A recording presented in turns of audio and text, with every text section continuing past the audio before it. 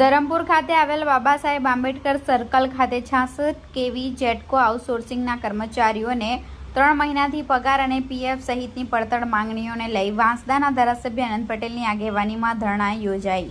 તાત્કાલિક ધોરણે કર્મચારીઓને પગાર મળે તેવી માંગ સાથે ધરણા કર્યા। વલસાડના ધરમપુર ખાતે આવેલા બાબા સાહેબ આંબેડકર સર્કલ ખાતે 66 કેવી જેટકોના આઉટસોર્સિંગના કર્મચારીઓ દ્વારા ધરણા કરવામાં આવ્યા હતા। છેલ્લા 3 મહિનાથી પગારથી વંચિત હોય જેને લઈ અનેક પ્રકારની તકલીફોનો તેમના દ્વારા સામનો કરવો પડી રહ્યો છે અને અનેકવાર કર્મચારીઓ દ્વારા એમડીને પણ રજૂઆત કરતા કોઈ નિરાકરણ આવ્યું નહીં। છેવટે તેમના દ્વારા ધારાસભ્ય આનંદ પટેલનો સંપર્ક કરી આજરોજ ધરમપુર ખાતે ધરણા યોજવાનો કાર્યક્રમ આપવામાં આવ્યો હતો। આ કાર્યક્રમમાં મોટી સંખ્યામાં સ્થાનિક આદિવાસી કાર્યકર્તાઓ સહિત 150થી વધુ કર્મચારીઓ ધરણામાં જોડાયા હતા। કર્મચારીઓ દ્વારા પોસ્ટર અને સૂત્રોચ્ચાર કરી વિરોધ પ્રદર્શન કર્યું હતું અને આગામી 10 દિવસમાં પગાર મળે તેવી માંગ કરાઈ હતી।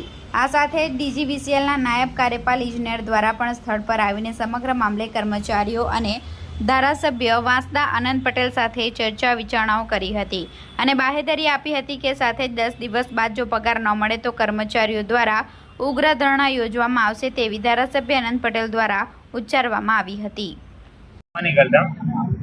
66 કેવીના કર્મચારીઓને છેલ્લા 3 મહિનાથી પગાર મળ્યો નથી અને લગભગ 4 થી 5 જિલ્લાના કર્મચારીઓ લગભગ 16 તારીખથી હડતાળ પર હતા। એમને જે પણ એજન્સીએ મુંબઈની એજન્સી થાણેની એજન્સી છે એમને પગારદાર તરીકે રોક્યા હતા, પરંતુ 3 મહિનાથી પગાર ન મળતા આજે વલસાડના ધરમપુર ખાતે બાબા સાહેબ આંબેડકર ચોક પર અમે ધરણા પર બેઠા છે। ત્યારે જે પણ કર્મચારીઓની માંગણી હતી અમે માંગણી મૂકી છે અને 3 મહિનાનો પગાર જો અમને 10 દિવસમાં ન મળે તો 11મા દિવસે ફરી પાછા 4 થી 5 જિલ્લાના કર્મચારીઓની સાથે અહીં અમે ધરણા પર બેસીશું।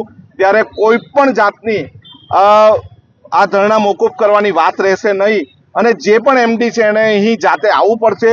અત્યારે એમડી સાથે ટેલિફોનિક વાત અને કર્મચારીઓ જોડે વાત થઈ, તેમાં એવું સમાધાનનું નિરાકરણ કરવામાં આવ્યું કે 2 દિવસમાં પૈસા મળી જશે, 3જા દિવસથી કામ પર ચાલવા માંડશું, પરંતુ 10 દિવસ સુધીમાં એક પણ પગાર ન મળે તો અમે 11મા દિવસે અહીં 4-5 જિલ્લાના કર્મચારી સાથે ઉપવાસ પર બેસીશું। છેલ્લા 3 મહિનાથી પગાર બાકી છે અને છેલ્લા લગભગ 16મી તારીખથી જ્યારે આ કર્મચારીઓ ધરણા પર બેઠા હતા ત્યારથી એમને વાયદા કરવામાં આવે છે કે 22મી ઓગસ્ટે કરી દેશું, સોમવારે કરી દેશું, પરંતુ અત્યાર સુધીમાં એક પણ પગાર કરવામાં આવ્યો નથી। એની સાથે સાથે એમનું પીએફના પૈસા છે એ પણ મળ્યા નથી। સેફટી શૂઝ, સેફટીના સાધનો મળવા જોઈએ એ પણ મળ્યા નથી। એટલે પ્રથમ પગાર મળે પછી જ અમે કામગીરી પર જશું એવું અહીંના કર્મચારીઓનું કહેવું છે અને અમે તમામ આગેવાનો એમની સાથે છે। પગાર ન મળવાથી ઘરનું જે રોજનું લાવીને ખાવાનું તેમાં મુશ્કેલી થાય છે। સાથે સાથે તહેવારોના દિવસ છે, શ્રાવણ મહિનો પૂરો થયો છે, ગણપતિ આવે છે, નવરાત્રી અને દિવાળીનો માહોલ પણ હવે ચાલશે, ત્યારે ઘર સંસાર ચલાવવું અઘરું બન્યું છે। સાથે નાના મોટા વેહિકલો અપડાઉન કરવા માટે લીધા છે, એમનું લોન ભરવા માટે પણ મુશ્કેલી પડે છે અને વાહનો પણ ખેંચાઈ જાય એવી શક્યતા છે। એટલે ખૂબ મુશ્કેલીનો સામનો કરી રહ્યા છે। આખા જિલ્લામાં લગભગ 200 કરતાં વધારે કર્મચારીઓ છે, પરંતુ આ વખતે બીજા જિલ્લાના તાપી જિલ્લાના કર્મચારીઓ પણ આવ્યા છે અને અમે 11મા દિવસનું પ્લાનિંગ અત્યારથી કરશું અને આ જ જગ્યાએ અમે ધરણા પર બેસીશું। મારું નામ રાહુલ કુમાર વજીવરાય પટેલ છે અને હું આઉટસોર્સનો કર્મચારી છું વાપી ડિવિઝનમાં, અને જેટલા બી આ બધા કર્મચારી આવેલા છે એ બધા વાપી ડિવિઝનના છે, આઉટસોર્સના કર્મચારી છે। અમારો છેલ્લા 3 મહિનાથી પગાર થયો નથી એટલે અમે આજે મજબૂરન અમારે આ હડતાલ બેસવું પડ્યું છે અને હવે પછીથી અમારું નિરાકરણ નહીં થાય તો 10 દિવસમાં એ લોકોએ જે મુદ્દત માંગી છે, જે ફોન દ્વારા ટેલિફોન દ્વારા એ લોકોએ ફોન પર વાત કરી છે અને તેમાં 10 દિવસનો ટાઈમ માંગ્યો છે। જો 10 દિવસમાં સેલેરી થશે તો અમે બીજા દિવસથી નોકરી પર જશું, પણ નોકરી પર જશું તો બી અમે અમારી માંગ પર પૂરી થશે તો જ જશું। અમારી માંગ આ છે કે અમારા 3 મહિનાની સેલેરી પૂરેપૂરી મળવી જોઈએ અને અમારું પીએફ મળવું જોઈએ અને અમારો પગાર રેગ્યુલર થવો જોઈએ અને હવે પછી જે દિવાળી આવે છે તે દિવાળીમાં બી બોનસ મળવું જોઈએ, બરાબર। હવે પછીથી છે ને કે જે બી અત્યાર સુધીમાં આવેદનપત્ર આપ્યા છે અને અમે જેટલી માંગ કરી છે એમાં અમને નિરાશા મળી છે, જેટલા બી તહેવાર ગયા છે એમાં બધામાં નિરાશા મળી છે। જો હવે પછીથી અમને 10 દિવસની અંદર પગાર નહીં મળશે તો 11મા દિવસે અમે જેટલા બી ડિવિઝનો 5 ડિવિઝન થતા છે 5 દિવસમાં વાપી માંડીને તાપીથી માંડીને જેટલા બી ડિવિઝન થાય ને એ બધા ડિવિઝનવાળાના બધા કર્મચારીઓને અહીંયા બોલાવીને અમે ધરણા પર બેસશું, ભૂખ હડતાલ કરશું અને અમે અમારા બધા કર્મચારીઓને અમે બેઠક કરશું અહીંયાથી પડે છે. અમે 16 તારીખથી સ્ટ્રાઇક પર છે. 27 તારીખ સુધીમાં અમારું કંઈ નિરાકરણ નથી થયું. વાયદા પર વાયદા અમને કરવામાં આવ્યા છે. 28 તારીખથી અમે નોકરી પર જઈ શકતા તેવી પરિસ્થિતિ અમારી નથી. અમારી પરિસ્થિતિ પહેલાં કરતાં બી ખરાબ થઈ ગઈ છે. એટલે અમે નોકરી પર ના જવાનું કારણ અમે અમારે જઈને લેખિતમાં આપી દીધું છે અને અત્યારે અમે નોકરી પર નથી.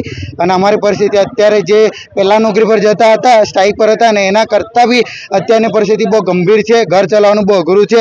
અમારા ઘરના ચૂલા હલવાઈ ગયા છે. એ અમારા એમડીને નથી ખબર. હવે એ અમને કહેવા માંગે છે કે જેબીએસ છે તમે નોકરી કરો છો તો આપણે એક પરિવાર છે. એમને ખબર નથી કે એમનું પરિવાર અહીંયા ચાલતું નથી અને વાયદા પર વાયદા કરે છે.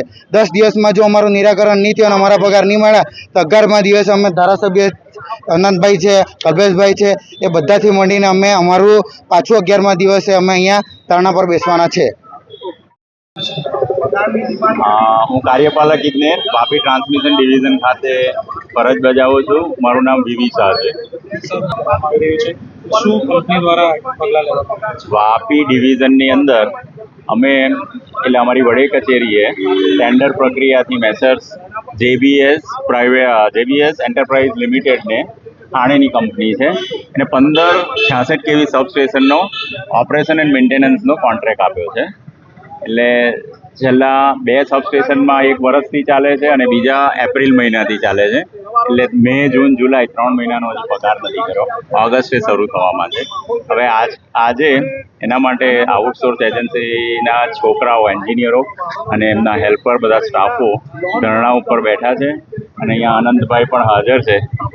આજે કંપનીના માલિક જોડે વાત થયા મુજબ એ ટ્રાય કરે છે બને એટલી જલ્દી એ લોકોનો પગાર કરવાની, અને એમણે લેખિતમાં બાંહેધરી આપી છે કે 10 દિવસમાં 2 મહિનાની સેલેરી કરીશું અને 15 દિવસમાં 3જા મહિનાની એમ ચૂકવણી કરી દઈશું.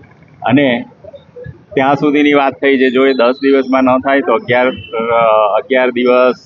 11મા દિવસે ફરી પાછા ધરણા પર બેસીશું. પણ અમે આશા રાખીએ છીએ કંપની એમનું વચન બોલેલું અને લખેલું વચન પાળશે અને આ સંઘર્ષનો અંત આવે. લાસ્ટ મહિનાથી આ જેબીએસના કર્મચારીઓ એ છે. કંપનીને નુકસાન બાબતમાં કંઈ નથી. એ અમે અમારા કાયમી કર્મચારીઓ દ્વારા એ સબસ્ટેશનનું અત્યારે કામગીરી સંભાળીએ છીએ.